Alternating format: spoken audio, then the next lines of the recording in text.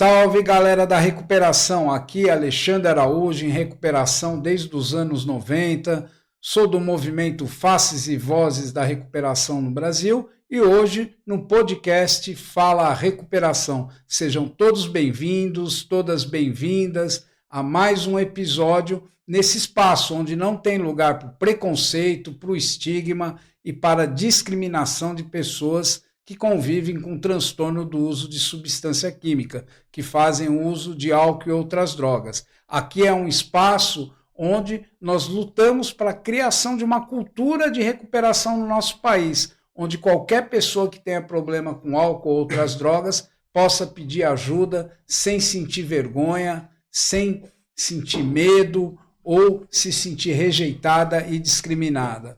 Eu convido a você que está nos acompanhando pelo YouTube, a construir uma nova história conosco em relação ao consumo de álcool e outras drogas no nosso país.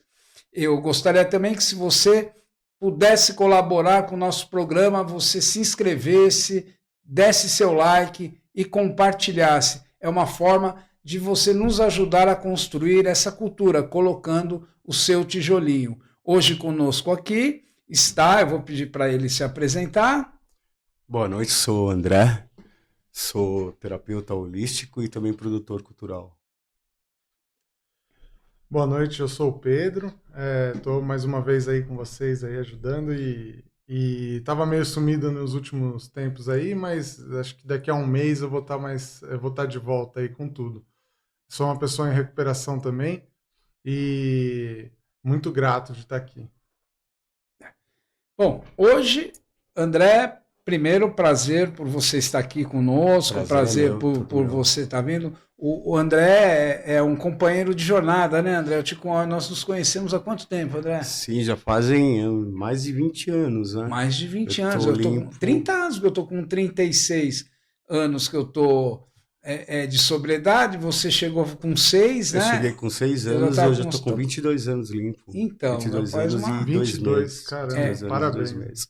O Ale foi a primeira clínica que eu trabalhei, foi a Intervir lá em Jequitiba, lembra, Ale? Foi, né? Foi a primeira clínica que eu trabalhei. Nossa, quanto tempo, nem... Desde 2006. Temos uma jornada já de recuperação, né? Então é um prazer estar aqui, nós nos encontramos passeando, eu olhei e falei, não, vou levar o André lá para ele contar a história de superação dele, já tem uma história de muitos anos, né, André? E aquela época ainda o NA estava começando, né? Aqueles grupos de muita ajuda, né? Tinha poucos grupos de NA na época, né? Era pouquinha coisa, poucos né? Grupos de NA na época. Era uma coisa romântica, viu, Pedro? A gente se encontrava, fazia encontro, falava em público, né? Era uma coisa assim As bem... As pessoas mais juntas, né? Mais bem militante, não né? deixa de ser, mas era bem mais... Era bem anônimo, militante, bem né? militante. Sim, mas era anônimo. Sim.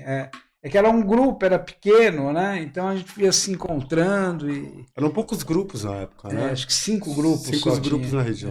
Tinha 5 grupos só. Que legal. Hoje são mais de 300 grupos. Né? Muito mais. E André, esse podcast, como nós já conversamos, né, é um podcast em que nós temos como objetivo da pessoa falar, contar a sua história, porque a sua história de superação tem um poder de salvar muitas vidas, né, André? Muitas pessoas que ouvem esse programa são familiares, são profissionais, são pessoas que estão pedindo ajuda, alguns usando, outros em recuperação. Então, eu tenho tido bons retornos das pessoas que têm se beneficiado com histórias de superação. Então, eu gostaria de começar esse programa te perguntando como foi a tua infância, como você nasceu, assim, pra gente... Sim, eu nasci na Zona Leste, né? Eu sou da Moca, Zona Leste. E com 6 anos de idade eu perdi o meu pai, né? Uma fase dolorida, né? Uma fase dolorida, né? Eu lembro bastante disso. Aí eu voltei, né? Nasci na Moca, saí da Moca. Fiquei dos 2 aos 6 anos morando na Vila Císpia, Jardim Danfer, lá na Zona Leste. E com 6 anos eu perdi o meu pai. Era minha mãe, minha irmã, 2 anos mais nova do que eu, e minha mãe grávida, né? E foi para onde eu voltei para Moca para morar junto com as minhas tias, que a minha mãe sozinha não conseguia manter a casa, né? Aí eu comecei a estudar. Isso quantos anos, André? 6 anos de idade. 6 anos já, 6 anos de idade. Eu comecei a estudar, mas desde aquela época eu já era uma criança um pouco pouco diferenciada das outras, né? Que eu ainda brinco, eu lembro que a minha mãe me dava uma maracujina, né? Eu era muito agitado, né? Uma pilhazinha. Uma pilhazinha, né? Então já tinha alguns comportamentos adictivos, né? Que depois eu vou começar a perceber isso, né? De querer chamar atenção, de querer a atenção de toda a família, talvez pela carência do meu pai, não sei, né? Alguma coisa faltava ali, né? E nesse período eu fui estudar num colégio de freira, né? Na Nossa Senhora Menina. Na Pode Moca? falar, não pode Na falar o nome Moca. da escola? Pode, né? Pode, Né? No lógico. Colégio Nossa Senhora Menina, A na sua Moca. história, né? A sua Sim, história. tive uma bolsa de estudo, era aquela escola muito cara, né? Eu e minhas irmãs. E por ser negro, né? Filho de empregada doméstica numa escola de classe média alta, as pessoas não estavam preparadas para me receber. E muito menos eu estava Será que preparado estão para hoje? Será enfrentar. que estão hoje? Acho que ainda não também, né? Pelo que nós percebemos, é uma decaída aí muito Oh. grande, né? Muito grande. Você devia ser o único negro lá. O único negro da escola era eu e minhas irmãs e minhas primas, né? Mas Ah, eu, vocês por foram ser em homem, família pra lá. fomos em família pra lá. Eu, por ser homem, era um pouco mais difícil, né? Aquelas brincadeiras de beijo, abraço de mão e passeio na esquina que tinha antigamente, esperavam eu sair para poder brincar, né? Ia na casa de algum coleguinha, algum amiguinho, nunca me chamavam, né? E desde ali eu comecei a me sentir rejeitado, né? Você já mas não tem como, né? Esse é o grande Sim, problema sim. do racismo estrutural, né, André? Sim, uma Se a escola gente que não for estava olhar- preparada, por mais que seja uma escola cara, particular, não estava preparada para me receber, né? Então eu tive uma grande dificuldade, repeti quinta série, repeti sexta série, dificuldade de aprendizado, enfim, até que a minha mãe percebeu tudo isso e resolveu me tirar de lá. Mas teve um detalhe que você me falou que também foi muito importante na sua vida, que foi uma freira que te acolheu lá, né? Sim, o Importante acolhimento dessa feira, falar não dela. esqueço Você dela até lembra o agora, nome a irmã dela? Clara. A irmã Clara, ela era uma das diretoras de lá. Clara era o nome da amiga de São Francisco de Assis, que Sim. acabou seguindo ela, virou Santa Clara posteriormente, né? Sim, essa freira foi uma luz na minha vida, né? Porque aí tinha um curso muito caro lá, que era televisão, arte, cinema e teatro, e jornalismo. E ela me colocou para fazer esse curso, mesmo a escola não querendo, né? Que eu fizesse esse curso lá. Ela foi lá e falou, não, eu pago esse curso para ele. E foi onde eu tive parte da minha vida cultural. Hoje eu devo muito a essa... Até hoje você trabalha com isso. Até hoje eu legal, trabalho com cara. isso, depois de muito tempo, que Que legal. despertou isso em mim. Depois E de você não muita manteve caminhada, contato né? com ela? Não, não perdi totalmente Perdeu, né? contato, né? Os anos se passaram, muita coisa aconteceu na minha Mas são vida. pessoas marcantes, né? São pessoas Eu que tenho marcam, uma, né? viu, Pedro? Ela, obviamente, já deve ter falecido, ela já era uma idosa na época, que ela que olhou para mim, ela era secretária de um outro setor. Um dia ela me procurou e falou, Alexandre, eu conheço um lugar onde você poderia tratar desse seu alcoolismo, é gratuito, eu te ajudo aí. Desde lá eu estou em recuperação. Acho que você já me falou isso. Nossa, que legal. Mas, que legal, que Né? legal. Eu acho que são estrelas que aparecem na vida da gente e anjos, né? Que aparecem na vida da gente para dar um caminho, né? Mas nessa época você ainda não usava. Não, ainda não usava, E né? como foi seu primeiro contato? Meu assim? primeiro contato com a droga foi para fugir da minha realidade, É. né? E estar num ambiente onde a maioria eram mulheres, eu não tinha uma referência masculina, minha referência era o pessoal da rua, né? Até que um amiguinho falou, nossa, usa tal solvente que é legal. Eu falei, ah, é legal? Beleza. Aí eu fui lá em cima do telhado, comecei a usar um tal solvente que eu vi um cachorro latindo na minha cabeça e eu gostava daquele barato que dava, né? Aí foi gradualmente, né? Fui conhecendo a maconha, conheci a cocaína e aos 18 anos, para não usar o back, né? Na época, as pessoas não deixaram eu usar. Eu dei muita sorte, né? Porque todas as pessoas que não deixaram eu usar naquele momento, onde eu insisti e queria usar, falaram, não, você não vai usar. E eu brigando com os caras, não, você não vai usar, o que você vai usar é isso aqui.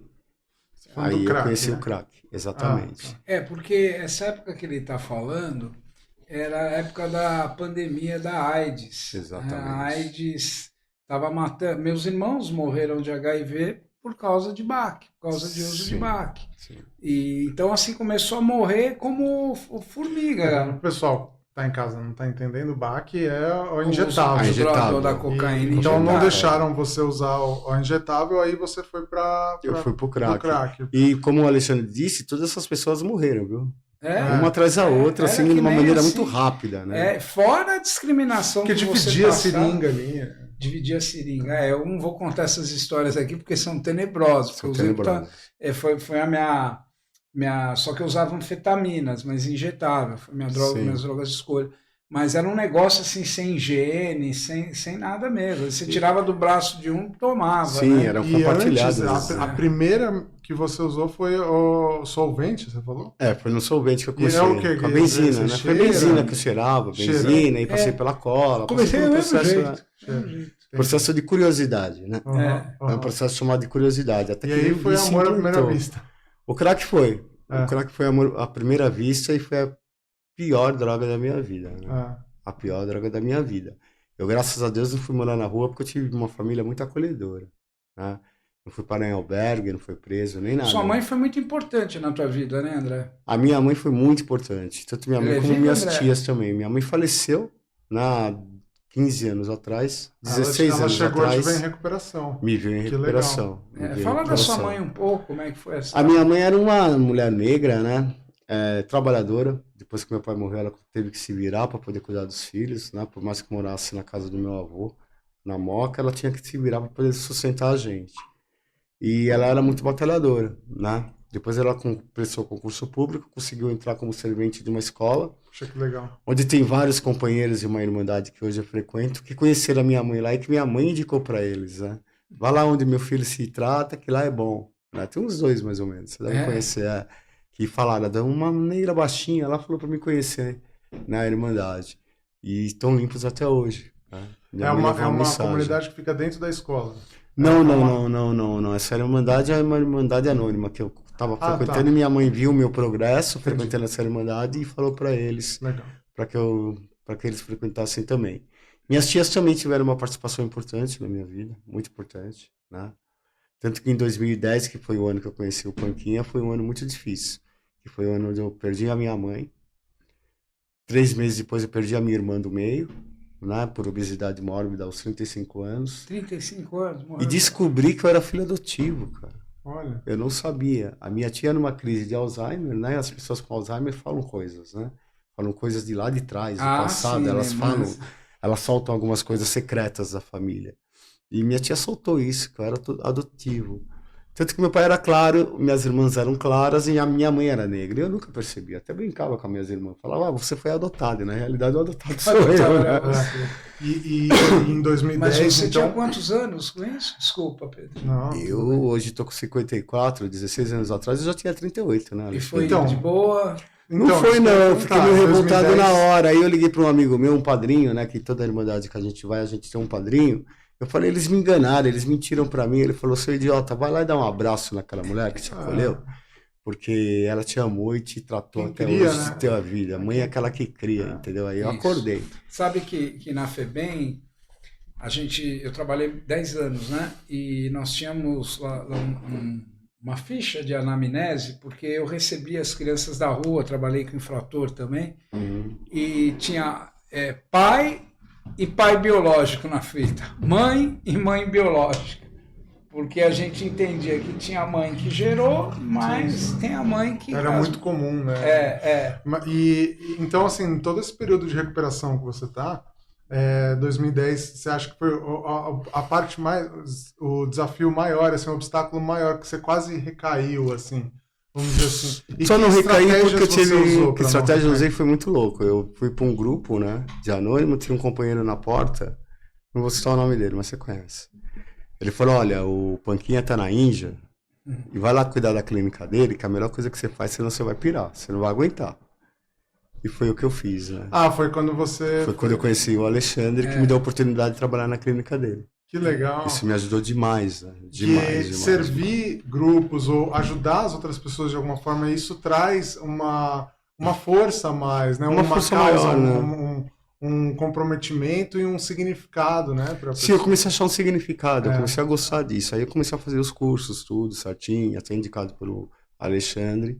Aí trabalhei 14 anos, né? Aí você se formou como terapeuta holístico, que você falou. Exatamente. E para o pessoal que está em casa, um terapeuta holístico, qual que é a diferença, assim, para um terapeuta normal ou a principal área de atuação? Que É você sistêmica faz? em dependência química, né? Dependência. Comecei a trabalhar PPR, TRE, né? Aham. Terapia cognitiva, Prevenção à comportamental, recaída. prevenção à recaída, que é o PPR, e, enfim, né? Os 12 passos também, que foi muito importante.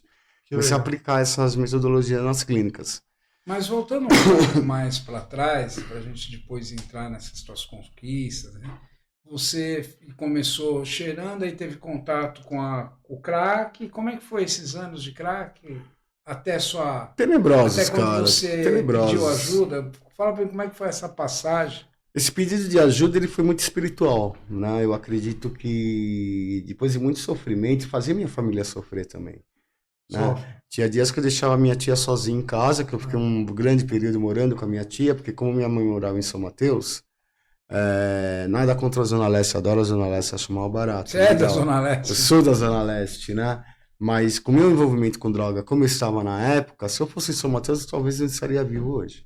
Essa é a realidade, né? Porque lá a pegada era um pouco maior na época, né? É. Eu já estava começando a aprontar muito, muito, muito, muito. Você chegou a entrar para o movimento? alguma Não, coisa? não entrei pro crime, mas fazendo roubo besta, né? Roubava Sei, mais sei. a minha casa, fazia Também. pequenas... As coisas que a coisas, gente fala aí, triviais. que veio Eu sei a como é. regulamentação, a grande briga hoje antiproibicionismo é justamente por isso, é de saber que tem um monte de gente doente que muitas vezes vai presa por um pequeno furto, por alguma coisa que foi um impulso, né? Sim, São por pessoas impulso. tratáveis, recuperáveis, que num momento de obsessão, num momento de compulsão, acabaram infringindo uma lei. Não que não tenha que ser visto, não tenha que ser olhado, Sim. não tem, né? Sim. Mas tem que ter um discernimento, né? Assim, porque a pessoa, quando está presa, Pedro, é a melhor hora para você ajudar ela. É a hora que ela para e fala: nossa, nosso amigo José Carlos entrou em recuperação quando foi preso com um monte de maconha. Dentro da sala, falou: meu, onde que eu vim parar? O que eu estou fazendo da minha vida? Então, Exatamente. existe uma lógica nisso. Até porque muitas pessoas precisam chegar no fundo do poço para poder reconhecer que a droga tomou conta da vida delas, que a vida delas não está mais funcional, Isso. que ela precisa de ajuda e para pedir ajuda. E às vezes, ela uma precisa hora dessa, é isso mesmo. Se elas não têm uma ajuda, elas vão achar que o fundo de poço não tá raso ainda e vai cavar mais um pouquinho. Cava. Né? Eu descobri que o fundo do poço tem um porão ainda. Tem um porão ainda, né? Aí é que tá. E meu despertar, como disse o Alexandre, foi quando eu comecei a trabalhar na área social. Eu fui convidado para trabalhar como educador social na antiga FEBEM. Puxa, que legal. E lá eu montei um projeto chamado Repensando a Cidadania. Eu comecei a me cobrar demais. Como que eu tô aqui falando para os caras de recuperação, de prevenção de vida e eu usando droga? E foi onde eu comecei a buscar ajuda. Né? Que eu falei, não, é tá bem legal, errado, porque isso segue bem uma linha que eu tô atualmente, assim. Eu tô nessa também. Vou fazer um curso de terapeuta, tô fazendo psicanálise. Bacana. Tô fazendo pós-graduação voltado para isso, para atender, para ajudar as pessoas também. E eu tô experimentando na pele como isso ajuda, como isso me faz cada dia mais querer cuidar de mim para poder cuidar dos outros também. Eu acho que multiplicar aquilo que a gente aprendeu é importante, não deixar só pra gente, né? Eu vejo esse nosso trabalho, nossa função, uma missão. Eu não acho que é trabalho, é missão.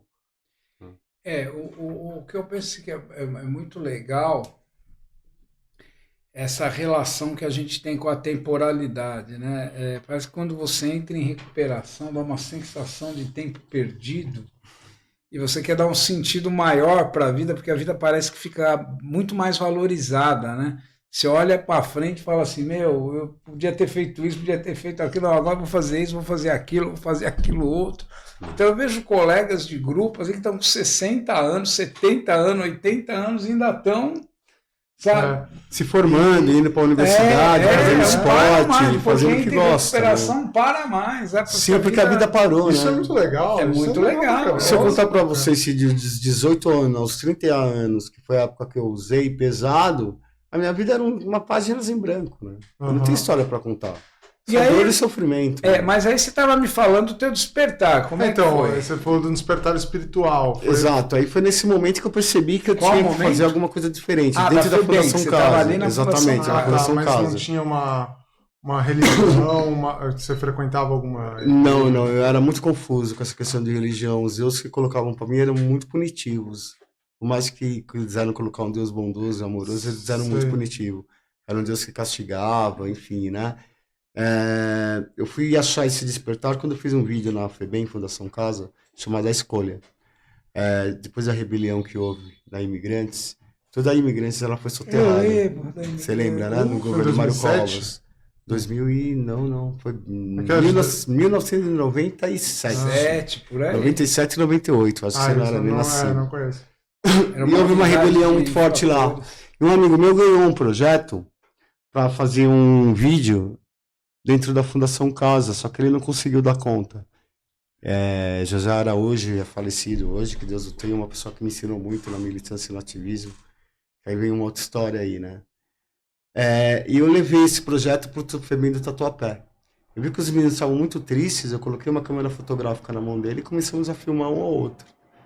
E nós fizemos o roteiro, esse filme foi aprovado pelo Ministério da Saúde, e era para ser apresentado no país inteiro. E uma pessoa de Brasília falou para mim, pega o menino que fez o protagonista, o ator principal, e vem com ele para poder apresentar esse projeto. Era 5 regiões, macro-regionais, né?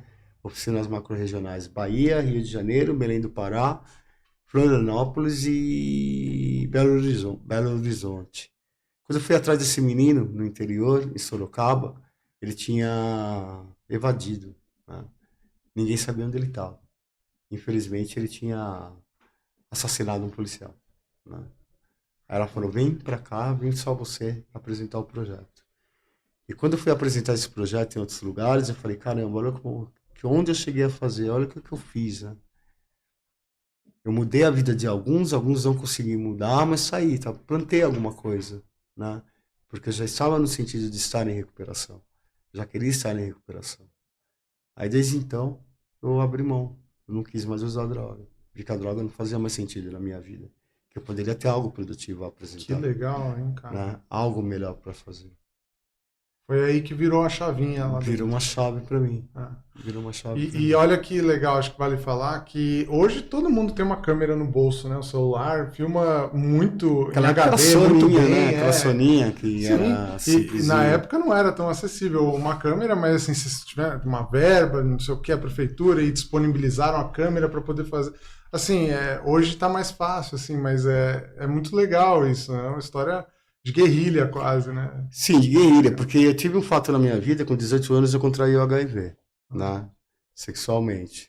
E eu não aceitava de forma nenhuma dos 18 aos 30 anos ser um soro positivo, negro, usuário de droga. Eu queria me matar a todo tempo, a todo momento, né? Com quantos anos isso? Com 18 anos. 18 anos, Com 18 anos. Não tem aquela estrutura emocional, né, cara? Não tem uma... Não tinha de jeito Não nenhum. tinha uma- Eu não aceitava a medicação de jeito nenhum. Você não tomava Não remédio? tomava. Tinha um AZT, né? Que foi o que começou no Nossa, início. tá me Não, lembrando você diz disso. medicação pro HIV. Pro HIV. Mas entendi. É que essa medicação AZT que ele está falando Eram 8 comprimidos. 15 era por dia. chamada agressiva, coquetel, era Coquetel. hiperagressiva, Muito né? agressivo. Muito Não efeito aceitava de forma nenhuma, colateral. efeito colateral, tudo. E eu, naquela época, era condenação à morte, né? Era uma sentença de Era uma morte. sentença E de você morte. tinha pensamentos suicidas, então. Eu tava me suicidando usando droga. Eu sabia que... É um suicídio eu queria- passivo, né? Passivo, né? Ah, Passivo. caramba. De que adiantava viver se um dia eu iria morrer a qualquer momento? É que hoje, sabe, o André, você falando isso, eu vejo assim, o que mais se equipara, Pedro, a essa época da história é a Covid. Sabe aquele medo de pegar Covid, aquele medo de meu amigo, minha mãe, outro ter, e quando você falava, pegou, terrível. você falava, nossa, Terrível. será Só que durou muito mais que o Covid, né? o Covid foi HIV, 2 anos. o ali, um ano e HIV meio. era assim, era um medo, era uma coisa. Quando falava assim, fulano tá com HIV, nossa, já. Eu quero falar uma coisa, eu fiz parte de um grupo de incentivo à vida chamado GIB, lá na Vila Mariana. Né? E esse grupo de incentivo à vida me ajudou muito, que era um grupo de autoajuda para pessoas portadoras do HIV. Ah, legal. Que foi onde eu Isso comecei lá a conhecer atrás. a doença lá atrás. Tipo, já tinha isso. Já tinha mas isso hoje, no com uso certeza, de tem droga, também. né? Aí, depois de que eu conheci o GIB, eu comecei a conhecer um pouco mais o HIV e saber como funcionava. Né? Porque até então não tinha conhecimento nenhum. Né? E aí, foi depois do GIB que eu conheci um grupo de autoajuda para pessoas com um problema com droga. Uhum. Né? Que aí eu resolvi parar, fazer meu tratamento pelo HIV. Hoje eu sou indetectável, não passo para ninguém, também não transmito nada. Nossa, você vê, né? Hoje, Às vezes eu vejo pessoas com ideações suicidas e eu sempre falo, né? Cara, o suicídio é uma medida permanente para um problema que é provisório, que cabe a, como você teve um problema provisório, que mudou e está aí há quantos anos já? Contando, são 35 anos já. É uma coisa 35 impulsiva. anos. Hã? É impulsivo. É uma medida permanente, impulsiva. é impulsiva, quer dizer, você toma, mas por um problema que passa, você ressignifica, você muda, a vida anda, né? Mas é um caso muito sério, sabe? Porque está aumentando muito o índice de suicídio entre os jovens no Brasil na última década. São coisas da modernidade, né? É. E aí, nessa fase, você então teve esse despertar, André, junto com o HIV e com tudo, é que eu entendi cronologicamente. Você já estava em recuperação? Sim. Quando você soube? Que eu era HIV? Não, eu não estava em recuperação. Ah, não estava? Eu tinha 18 anos. 18 anos. Tinha 18 anos, foi no começo do uso de droga. É frenético, né? Ah, aí você afundou mesmo, Afundei mesmo. Eu olhava na televisão, artista morrendo, Cazuza morrendo Lauro Corona, morrendo meus ídolos, né? Freddie Mercury. Eu falei, nossa, vou ser o próximo. Aí as pessoas mais próximas começaram a morrer também. Né? A pessoa que me transmitiu morreu, se matou. Né? Enfim. Foi duro, foi uma fase muito difícil. Né? E hoje eu agradeço muito a Deus, assim, porque eu sou um milagre, né, cara? Eu sou um milagre. E aí você foi andando, começou a tua recuperação. E a partir que você entrou em recuperação, como é que foi?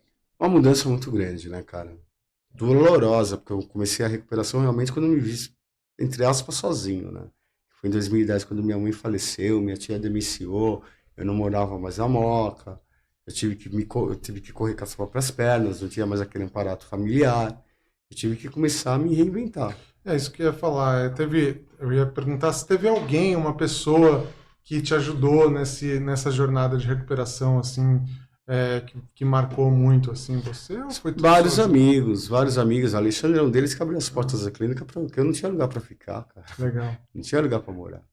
Né? Que foi onde eu comecei a trabalhar com dependência química. Então é a importância de criar uma Tem rede de outras apoio, pessoas, né? Você sim, criou ali uma peça rede de ajuda, né? É. Eu pedi ajuda. Eu tive que pedir ajuda. E até hoje eu peço ajuda. Uhum.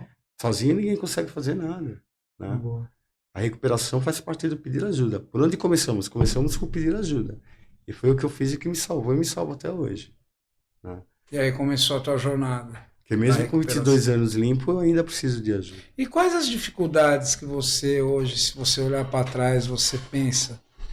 Falando, como se você estivesse falando para uma pessoa que está começando a recuperação agora, André. Quais as dificuldades que você teve? Não, eu digo assim, que você diria para ela, olha, você vai ter dificuldade com relacionamento, dificuldade para lidar com dinheiro. Quais dificuldades você teve? Sim, dificuldade com relacionamento eu tive muito, né? Porque na época, principalmente, a questão do HIV, né? É soro positivo, nem colava perto, né? Você estava com a pessoa, quando a pessoa descobria, o amor da minha vida acabou, já era. Falar, né? Se você falar, já era. E é isolamento total. Aí depois vem a questão da negritude, né?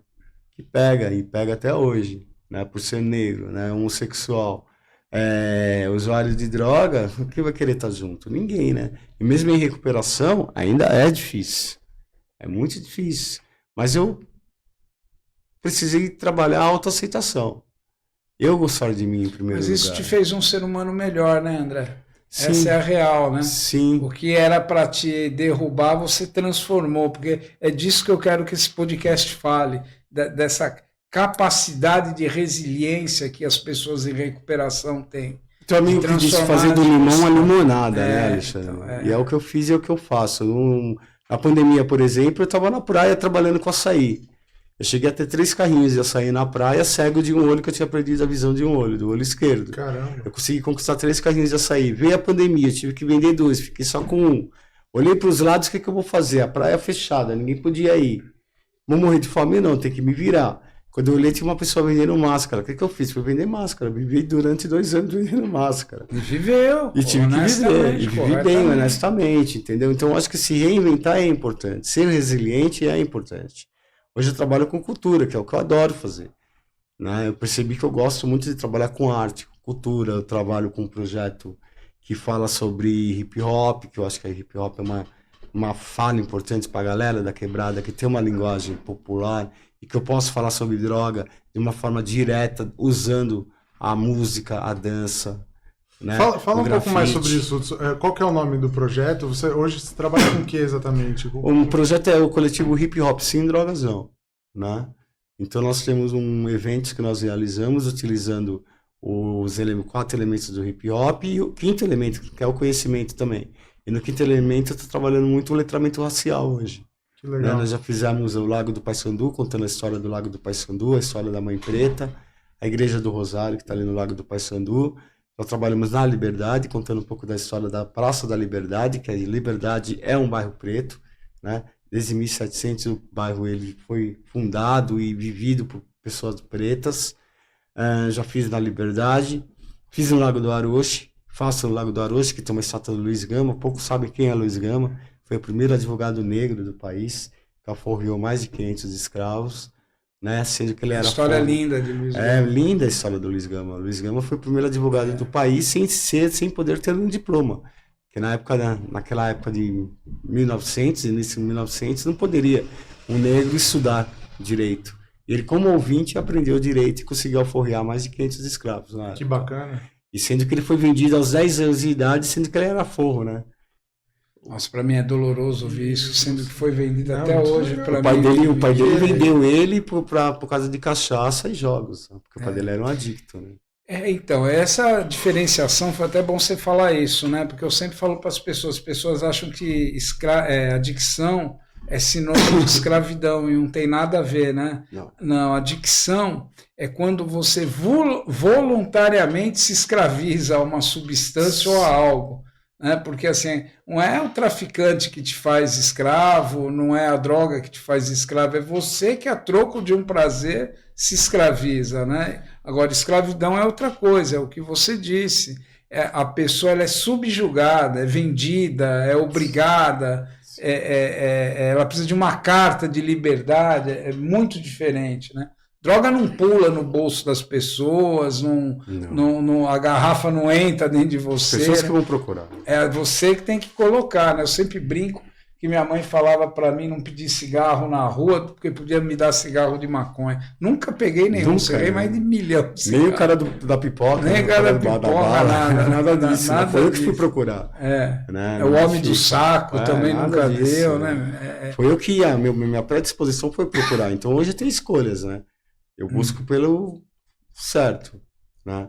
Ou sofrer ou ser feliz. A escolha é minha. Ô André, você falou uma coisa que eu quero aproveitar agora, não falando da sua sexualidade, mas nós acompanhamos toda essa transformação com a abertura democrática, que foi o movimento LGBTQIA+, né, as primeiras passeatas, o pessoal indo para a rua. Isso, de certa forma, foi melhorando a tua autoestima, você poder lutar por uma causa, fazer a defesa de uma causa. A questão do HIV também, quando foi cunhada aquela frase, o que está nos matando não é o HIV, é o silêncio, e as pessoas começaram a ir para a rua para combater o preconceito, o estigma. De alguma forma, isso foi te dando uma motivação a manter a tua recuperação? Sim, a militância e o ativismo me ajudou muito.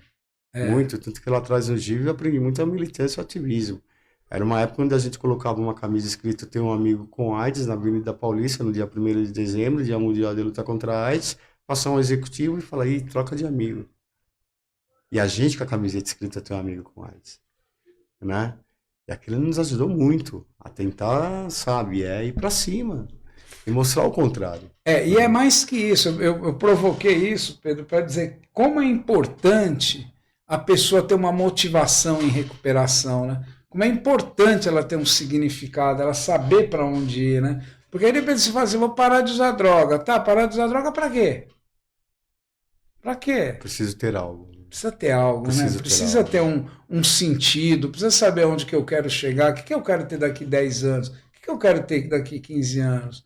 Como que eu vou chegar lá, né? Eu quero ter uma casa, eu quero ter uma família, eu quero ter feito viagens, eu quero ter uma rede de amigos, quero ter aprendido a tocar um instrumento, sei lá, tem tanta coisa. Então é muito importante as pessoas darem um sentido na vida. Por isso que eu te perguntei da militância, se a militância de alguma forma fez você olhar para frente. Martin Luther King tem uma frase muito importante, né? Se nós não nos envolvemos em algo, nos apaixonamos por qualquer coisa.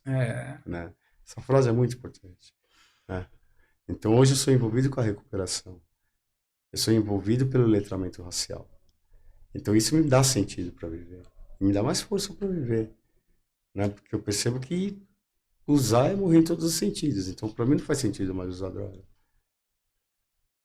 Isso é importantíssimo, porque as pessoas, quando usam droga, elas têm uma vida cheia de emoções, de sentimentos, tudo à flor da pele, muito prazer. Então, quando ela para, evidentemente que vai faltar alguma coisa ali. A vida sem droga, ela fica preto e branco, né? Muitos adictos, quando param, às vezes acabam indo ao suicídio até, porque a vida é muito difícil. E ela não é aquela País das Maravilhas, né, quando está em uso. Né? Então, por isso que é importante também o medicamento, a opção medicamentosa, mas principalmente o que você falou, achar um sentido. E será que realmente a pessoa quer sentir alguma coisa? Ela quer anestesiar os sentimentos? Não, isso é adicção, né? Ela aprende a manejar os sentimentos. Né? Ela maneja. Só que a hora que tira a droga, a vida da pessoa fica... É porque é um erro as pessoas pensarem que parar de usar droga, a vida vai voltar a ser feliz. Não é. A vida vai ser feliz por 2 meses, que você se sente bem, melhora com o pai, com a mãe. Mas depois disso, cara, é uma chatice. Começa a vir as contas, começa a vir cobrança, você começa a olhar para os lados, ver os danos que você causou, o que você perdeu, Isso é viver. o que ficou para... Isso é viver. E aí você tem que respirar a fundo e aquilo que ele falou, como é que eu vou fazer do limão a limonada? Né? Como é que eu vou... Quer dizer, eu estou com 18 anos aí, com HIV, preto, uma sociedade... preconceituosa, longe de trabalho, sem formação, e dali 6 anos está em recuperação, com o mesmo problema, porque ele só transferiu de tempo, aí está sem a família, está sem emprego, está com HIV, e agora? Sim, a vida sem dúvida, né? A vida se apresentando como a vida como ela é, né? Como ela é de verdade. Isso é uma coisa que eu queria tocar um pouco, mas eu não sei como, assim, quer dizer, você... sofreu, evidentemente, muitos casos de racismo já ao longo da sua trajetória, né? Porque a gente sabe que a nossa sociedade ela é muito problemática nisso ainda, infelizmente. Mas na recuperação, isso aconteceu também em grupos de ajuda? Isso também... Racismo tem em qualquer lugar. Todo lugar, né? Em todo lugar. Tá? Né? Independente do lugar que seja. Eu tenho que ver qual a minha responsabilidade sobre isso. Como que isso vai me atingir? Eu acho que hoje em dia dá para nos defendermos mais. Porque o racismo está muito claro, não está mais hipocrisado, vedado, velado. Hoje está claro. Né? Então, é uma maneira melhor de se defender. Né? Antigamente era pior. As pessoas eram, nossa, eu gosto de você, mas não quero você tão perto de mim. Hoje não gosto de você já era. Então eu posso olhar para sua cara e falar, eu também não gosto de você. Então cada um na sua, beleza? Então fica mais fácil lidar com isso. É radical? É Malcolm X? Mas tem que ser dessa forma para poder sobreviver. Eu queria ouvir, porque você trabalha com isso, né? Ativista, e é legal ouvir isso. Porque é aquela coisa assim, a coisa estrutural, né? Se você perguntar para qualquer pessoa sair na rua, você é racista, ele vai falar não. Mas dali a pouco você pega ele rescindindo em comportamentos racistas, né? Tem até uma dinâmica. Acabou o mundo, você coloca pessoas de diferentes... pessoas anormais, assim. Por exemplo, você cita 5 tipos de pessoas. Uma prostituta, um adicto, um psicopata. Quem que você vai salvar? Tem uma dinâmica dessa. Tem uma dinâmica dessa, ele conhece. Quem que você vai salvar? Nossa, uma confusão. Você tem que salvar 2 desses. Quem que você salva? Por que os outros não? Por que esses sim? Essa dinâmica. É muito louco. Então mostra o quanto eu também sou preconceituoso. Então preconceito existe em todos nós. Né? Sim, isso é. Agora é complicado como que eu vou atingir o outro, né? A maneira que eu vou usar o meu preconceito como uma forma de defesa ou como uma forma de ataque. Legal. Bom, André, nós estamos caminhando para o término do podcast. Nós temos alguns minutos e eu gostaria que você falasse agora como se você realmente estivesse falando para uma pessoa em recuperação, né? Porque essa conversa que nós tivemos, ela foi muito importante, porque tem uma autora francesa, eu não me recordo o nome dela, ela desenvolveu uma teoria chamada interseccionalidade. E nessa teoria dela, ela relaciona etnia, condição financeira, vulnerabilidade e serviços, né? Ela diz assim, olha, uma pessoa ser transexual e preta e pedir ajuda no serviço público, ela vai e volta sempre para o final da fila. É diferente se for um branco de olho claro, né? Como uma coisa é um branco de olho azul fumando maconha no Higienópolis, do que um pardo com boné virado, com a camisa da quebrada, vendo Bob Marley, né? Muito chato, né? Você ter um acesso, uma pessoa com uma necessidade especial, adicta, pedindo ajuda, com uma pessoa que tem a locomoção, tudo, fala bem, aceita mais rápido. Então ela faz essa teoria dela, ela vai cruzando questões financeiras, sociais. E aí, André, a minha pergunta para você, como se você estivesse falando para essas pessoas dessas dificuldades que você passou em recuperação, o que você diria para elas? O que você diria se você fosse olhar essas pessoas que passam algumas situações dessa de vulnerabilidade, que muitas vezes têm um autopreconceito com si mesmo, que muitas vezes estão com uma doença e acham que a vida acabou? O que você falaria para elas? Adictas, né? Sim, não é fácil. Mas não é impossível. Tem que querer. Tem que pedir ajuda. Sozinho ninguém tá. Sozinho ninguém consegue nada. Eu pedi ajuda, eu fui humilde ao ponto de pedir ajuda. Por isso hoje eu tô aqui. Então a pessoa tem que querer, né? Tem que gostar de si mesma e ver que o valor de ser ela mesma é o fundamental para ela poder viver. Tem que se amar, tem que se gostar. Ninguém tá no mundo por acaso. Todo mundo tem uma missão. E passar por tudo isso, para mim, foi um aprendizado para que hoje eu possa passar para outras pessoas que é possível. Apesar da diversidade, é possível viver. Sim. Então, levante e viva. Vai para cima. Eu fiz uma divulgação no Instagram de uma frase que eu li do Viktor Frankl e que, nossa, parece que eu estava adivinhando que ia te encontrar e te convidar aqui. E você falando dessa fase, que você perdeu tudo quando você soube do HIV. É porque isso é muito vivo para mim, porque eu vivi isso, sim, né? Com a minha família, com 2 irmãos, um irmão e uma irmã. E você se viu perdendo tudo, mas você nunca perdeu a tua liberdade de escolher o seu caminho, né? Sim. Viktor Frankl fala, você pode perder tudo na vida, mas você nunca vai perder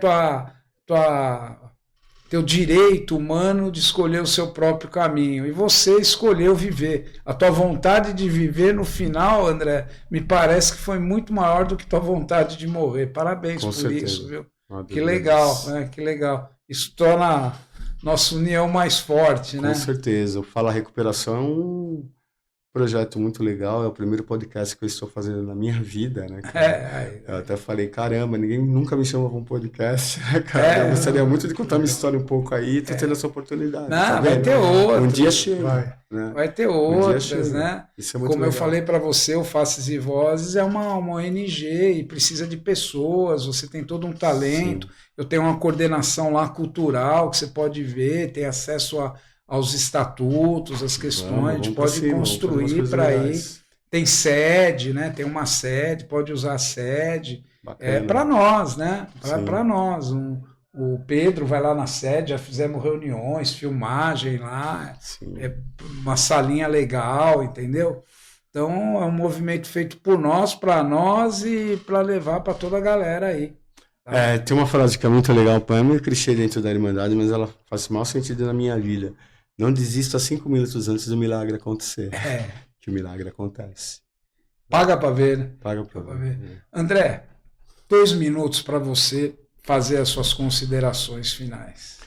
Primeiro eu queria agradecer, né, o programa Falar Recuperação, ao Pedro, ao Alexandre, né, o nosso amigo que nos trouxe aqui também. E assim, não perca as esperanças, né? Eu acho que se cada um, como eu disse, está aqui hoje é porque tem um sentido para a vida, né? Ninguém está aqui por acaso. Todos nós temos uma missão. E tem que olhar para si dentro, né? Dentro de si, cada um, e falar, pô, por que eu estou aqui? Por que eu estou vivo? Por que Deus ainda me quer vivo? É porque alguma coisa você tem para passar para o outro, né? E para começar a achar sentido na vida, né? O que você acha? Hoje eu sou um cara que me divirto, eu saio, trabalho, faço evento, tenho minhas feiras de economia criativa, trago os elementos do hip hop. Enfim, eu levo uma vida normal, cara, livre de drogas, né? Eu parei de usar e passei a viver, de verdade, né? Obrigado a todos. Só tenho a agradecer, né, a mais um episódio aí, e queria pedir para deixar o like, compartilhar, que entendesse a importância desse programa, que é retirar o estigma, né, e dar voz a histórias tão bonitas e milagrosas, praticamente. E força, se você é uma pessoa que está precisando de ajuda, procure ajuda, tenha essa coragem de pedir ajuda, e que vai dar certo. No final, as coisas sempre dão certo. Se não tá bom, é porque ainda não chegou no fim, tá? Obrigado, Pedro. André, eu queria te agradecer, já te agradeci várias vezes, vou continuar te agradecendo sempre por você compartilhar a tua história conosco. Parabéns, muito legal ter você como um companheiro de jornada, o convite está feito. Quando você quiser voltar, nós estamos aí. Agradecer, né, ao Davi que está lá nas câmeras, agora vai fazer ao vivo. Grande o Rodolfo, né, que veio com a gente, dirigindo, pilotando o carro. Obrigado, Rodolfo. Também está em recuperação. Às vezes eu brinco, a gente tem que pôr o Davi da técnica para fumar um baseado, para ele entrar para a turma, para ele entrar para a Irmandade, né? É isso. E o Rodolfo, que veio brigando com a gente no trânsito, deixava o carro morrendo, chamou o Pedro de capeta, né? Mas a gente se divertindo assim, é muito legal a gente poder estar levando a mensagem às pessoas que recuperação existe, é uma realidade. Obrigado você que nos acompanhou até aqui. Compartilhe o Fala Recuperação, se inscreva no canal, faça um comentário, mande uma pergunta e juntos vamos construir uma nova história onde não vai ter mais lugar para o preconceito, para o estigma e discriminação. Até o próximo episódio, um abraço a todos.